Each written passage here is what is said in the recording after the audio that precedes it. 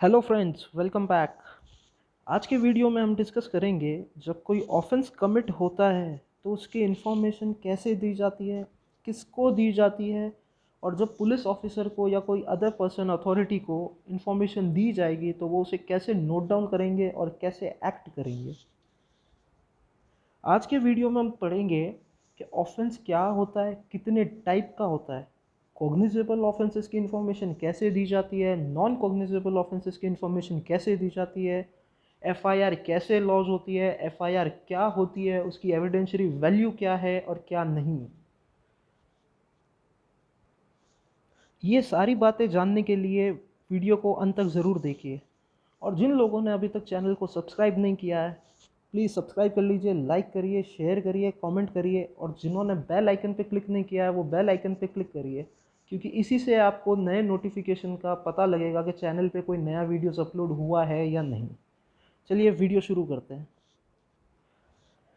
सबसे पहले हम देखते हैं ऑफेंस क्या होता है। ऑफेंस एक एक्ट या ओमिशन होता है जो कोई भी लॉ द्वारा पनिशेबल है।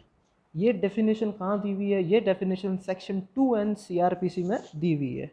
अब ये एक्ट और ओमिशन क्या है? एक्ट और ओमिशन तो सीआरपीसी में कहीं पे भी डिफाइन नहीं है। एक्ट और ओमिशन डिफाइन है आईपीसी के अंदर सेक्शन 33 में। आई आईपीसी में सेक्शन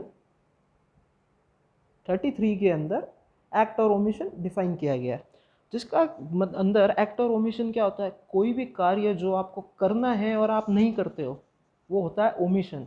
और एक्ट होता है कोई भी ऐसा कार्य जो आपको नहीं करना है और वो आप करते हो। और सीआरपीसी ने एक बात और बोली है कि ऑफेंसेस के अंदर सेक्शन 20 कैटल ट्रेसपास एक्ट को भी इंक्लूड किया गया है। चलिए आगे देखते हैं कि ऑफेंसेस कितने टाइप के होते हैं। ऑफेंसेस दो टाइप के होते हैं। First cognisable offence, second non cognisable offence. अब कोग्निजेबल ऑफेंस को डिफाइन किया गया सेक्शन 2C के अंदर, जिसके अकॉर्डिंग कोग्निजेबल ऑफेंस वो होते हैं जिसमें police officer first schedule of CrPC के अकॉर्डिंग विदाउट वारंट अरेस्ट कर सकते हैं। पुलिस ऑफिसर के पास राइट होता है कोग्निजेबल ऑफेंसेस के अंदर कि वो विदाउट वारंट किसी भी पर्सन को अरेस्ट कर सके और केस को बिना मजिस्ट्रेट की परमिशन से इन्वेस्टिगेट कर सके, इन्वेस्टिगेशन स्टार्ट कर सके। वहीं नॉन कोग्निजेबल ऑफेंस जो है वो डिफाइन किया गया है सेक्शन 2L के अंदर, जिसके अंदर पुलिस ऑफिसर को 2L में police officer has no power to arrest any person without warrant. Non cognizable offences के अंदर पुलिस ऑफिसर बिना मजिस्ट्रेट के अथॉरिटी से, परमिशन से, वारंट से किसी भी पर्सन को अरेस्ट नहीं कर सकते हैं और वो ना ही केस को इन्वेस्टिगेट करना स्टार्ट कर सकते हैं। इन्वेस्टिगेशन करने के लिए भी केस की उनको मजिस्ट्रेट की परमिशन चाहिए। आई होप आपको ऑफेंसेस का डिफरेंस समझ में आया है। मेन डिफरेंस यही है कि कोग्निजेबल ऑफेंसेस के अंदर पुलिस ऑफिसर बिना वारंट अरेस्ट कर सकते हैं एंड नॉन कोग्निजेबल ऑफेंस के अंदर पुलिस ऑफिसर बिना वारंट अरेस्ट नहीं कर सकता है, मजिस्ट्रेट की परमिशन चाहिए। चलिए आगे बढ़ते हैं। अब देखते हैं कि कोग्निजेबल ऑफेंसेस की इन्फॉर्मेशन पुलिस ऑफिसर को कैसे दी जाती है और पुलिस ऑफिसर की क्या ड्यूटी है और वो कैसे एक्ट करेगा जब उसे इन्फॉर्मेशन मिलेगी। तो ये बताता है सेक्शन 154 सीआरपीसी, जिसको हम लेमैन लैंग्वेज में, कॉमन मैन की लैंग्वेज में बोलते हैं कि जब भी कोई ऑफेंस होता है हम क्या कहते हैं? जाके एफआईआर करवा दीजिए। नहीं, ऐसा नहीं होता है। एफआईआर हमेशा कोग्निजेबल ऑफेंसेस में होती है, नॉन कोग्निजेबल ऑफेंसेस में होती है कंप्लेन। ध्यान रखिएगा, एफआईआर जो होती है वो होती है कोग्निजेबल ऑफेंसेस में और नॉन कोग्निजेबल ऑफेंसेस में होती है कंप्लेन। तो 154 जो सेक्शन है सीआरपीसी का वो डील करता है कोग्निजेबल ऑफेंसेस पे। ये क्या बोलता है कि जब भी कोई कोग्निजेबल ऑफेंस कमिट होता है तो कोई भी पर्सन जाके पुलिस ऑफिसर में एक एफआईआर लॉन्च करवाएगा। एफआईआर मतलब क्या होता है? First information report. एफआईआर मतलब होता है फर्स्ट इंफॉर्मेशन रिपोर्ट, जो पुलिस ऑफिसर को दी गई है सूचना, एक ऐसी सूचना, प्रथम सूचना जो पुलिस ऑफिसर को दी गई है कि भैया यहाँ कोई कॉग्निजेबल ऑफेंस एरिया में कमिट हुआ है, आइदर ओरली और इन राइटिंग। अब जब पुलिस ऑफिसर को इन्फॉर्मेशन मिलेगी सेक्शन 154 में तो वो क्या करेंगे?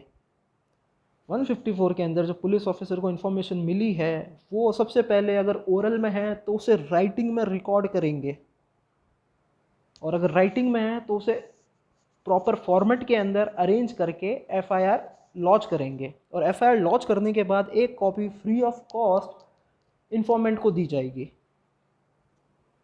चलिए देखते हैं अभी कि सेक्शन 154 के एसेंशियल क्या है।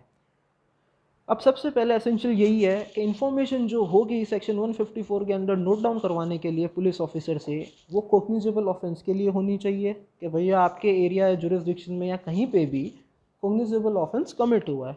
सेकंड, आप इन्फॉर्मेशन ओरल या राइटिंग किसी में भी दे सकते हैं। पुलिस ऑफिसर बाउंड है, अगर आप ओरल देते हो तो राइटिंग में इन्फॉर्मेशन लिखने के लिए। वो आपको ये नहीं बोल सकता है कि आप जाके इन्फॉर्मेशन राइटिंग में लिख के लेके आइए तभी हम नोट करेंगे, नहीं, ये can not refuse to write the information. अगर आप ओरल दे रहे हैं तो he has to reduce in writing.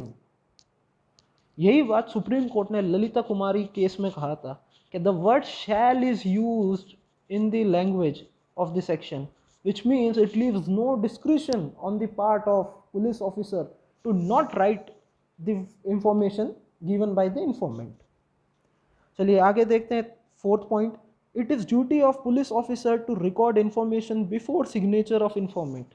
इस पॉइंट का मतलब क्या है? ये बहुत एसेंशियल पॉइंट भी है, एक हिडन पॉइंट भी है, हिडन फीचर भी है सेक्शन का। इसका मतलब ये है कि इन्फॉर्मेंट से पुलिस ऑफिसर साइन तभी करवाएगा जब उसने इन्फॉर्मेशन राइटिंग में लिख ली है, उसी के बाद ही इन्फॉर्मेंट साइन करेगा। इन्फॉर्मेंट ब्लैंक पेज पे साइन नहीं करेगा और इन्फॉर्मेशन बाद में पुलिस ऑफिसर नोट डाउन नहीं करेगा। पुलिस ऑफिसर को जितना पॉसिबल हो सके इन्फॉर्मेशन उन्हीं वर्ड्स में नोट डाउन करना है जैसा इन्फॉर्मेंट बताता है। वो अपने वर्ड्स के अंदर नोट डाउन इन्फॉर्मेशन नहीं कर सकता। As far as possible information will be noted down as the words said और टोल्ड बाय द इन्फॉर्मेंट। और उसके बाद जब एफआईआर लॉन्च हो जाएगी तो एफआईआर की एक copy free of cost informant को दी जाएगी। चलिए आगे बढ़ते हैं। अब देखते हैं कि भाई इन्फॉर्मेशन पुलिस ऑफिसर को कौन दे सकता है, एफआईआर कौन लॉन्च करवा सकता है।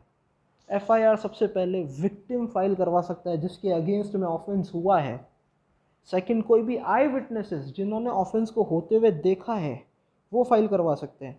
तीसरा, अक्यूज्ड पर्सन खुद भी फाइल करवा सकता है। किस तरीके से अक्यूज्ड पर्सन करवा सकता है? आइदर वो कन्फेशनल नेचर के तौर पे करवाएगा, जाके कन्फेशन करेगा कोर्ट में, सर मैंने ये ऑफेंस किया है, इस तरीके से किया है, या मैंने इसको मारा है, XYZ, कोई भी ऑफेंस जो कमिट किया है।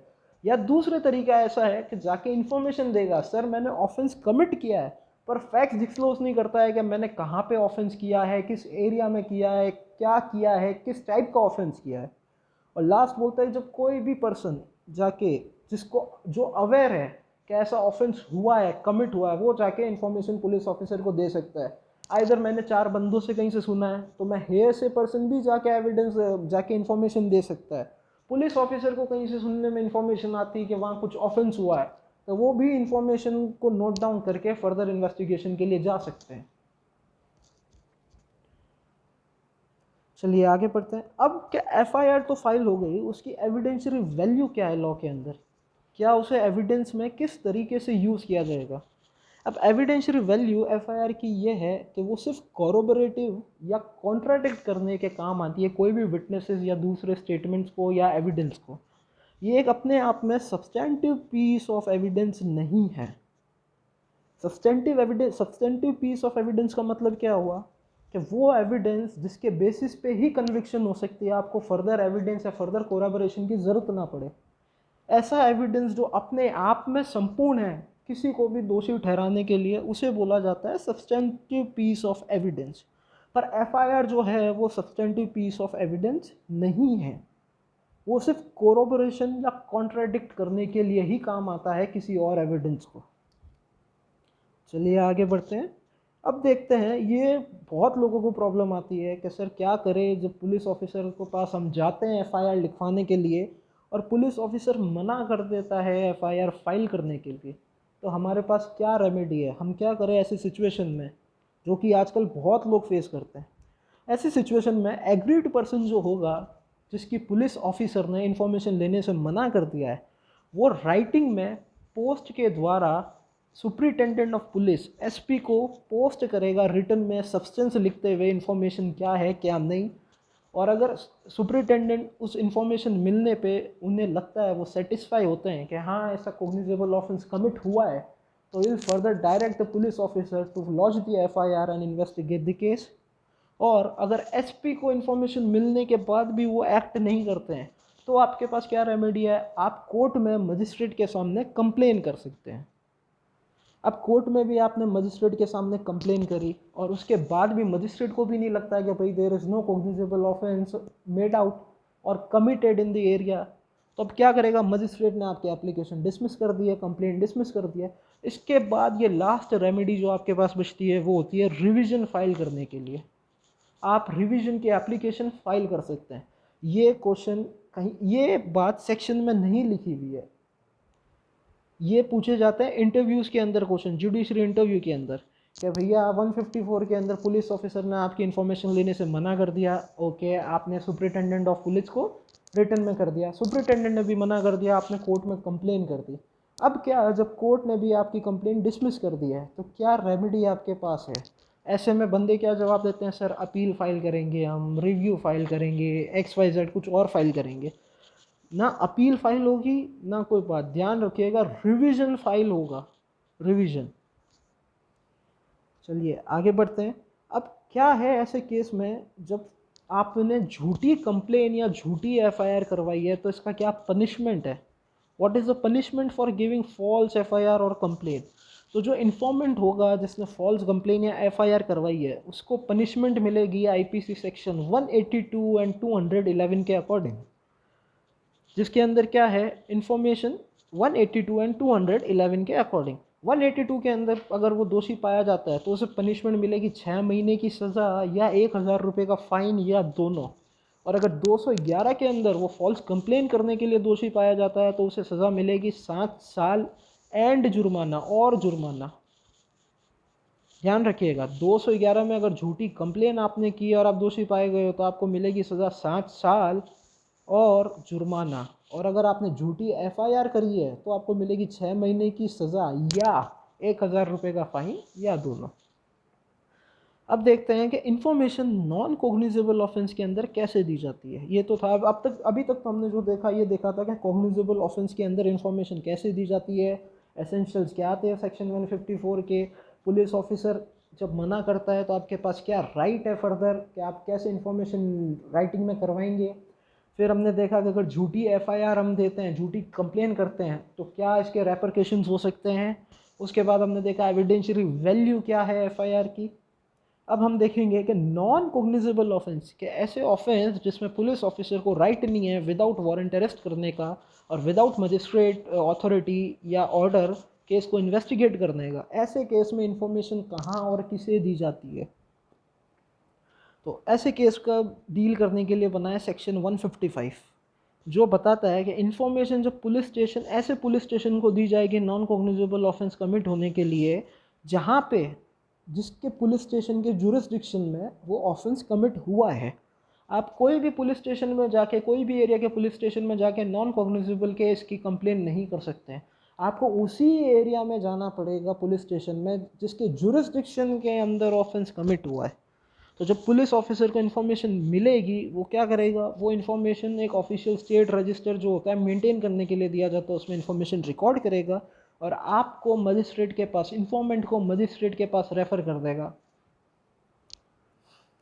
अब 155 क्या बोलता है, एसेंशियल्स क्या है इसके, ये कहता है कि नॉन कॉग्निजेबल ऑफेंस का कमीशन की ही इन्फॉर्मेशन दी जाएगी। फिर इन्फॉर्मेशन पुलिस ऑफिसर को, उस पुलिस ऑफिसर को दी जाएगी जिसके एरिया के जुरिस्डिक्शन में ये ऑफेंस कमिट हुआ है। पुलिस ऑफिसर सेक्शन 155 के अंदर इन्वेस्टिगेट नहीं कर सकता विदाउट मजिस्ट्रेट ऑर्डर। मजिस्ट्रेट का ऑर्डर आने के बाद ही वो केस का इन्वेस्टिगेशन स्टार्ट कर सकता है।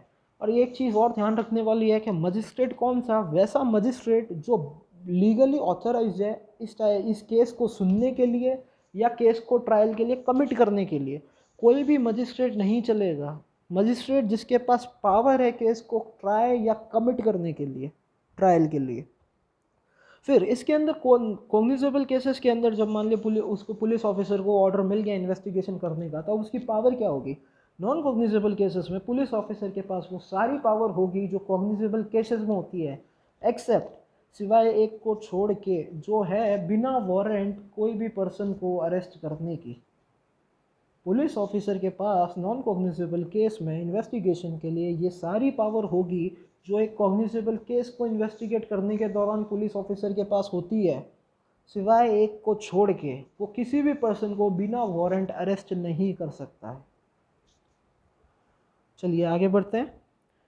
अब ये क्वेश्चन दिमाग में आता है कि उस केस में क्या करेंगे जब दो या दो से ज़्यादा ऑफेंस कमिट हुए हैं, जिसमें से एक कॉग्निजेबल हो या एक कॉग्निजेबल ऑफेंस हो बाकी नॉन कॉग्निजेबल हो, या कुछ कॉग्निजेबल ऑफेंसेस हो कुछ नॉन कॉग्निजेबल ऑफेंसेस हो।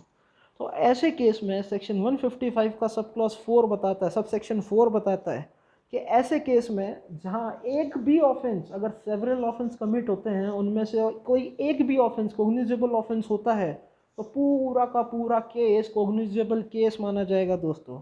पूरा का पूरा केस कॉग्निजेबल केस माना जाएगा और उनके पास वो सारी पावर होगी जो एक कॉग्निजेबल केस को इन्वेस्टिगेट करने के लिए होती है।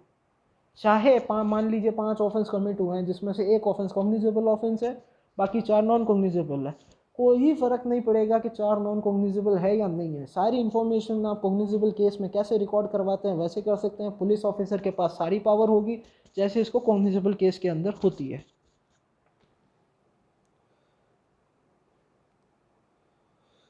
चलिए दोस्तों, आज के वीडियो में इतना ही। दुआ करते हैं आपको वीडियो पसंद आया होगा। तो वीडियो को सब्सक्राइब करिए, लाइक करिए, शेयर करिए, कमेंट करिए। Thank you.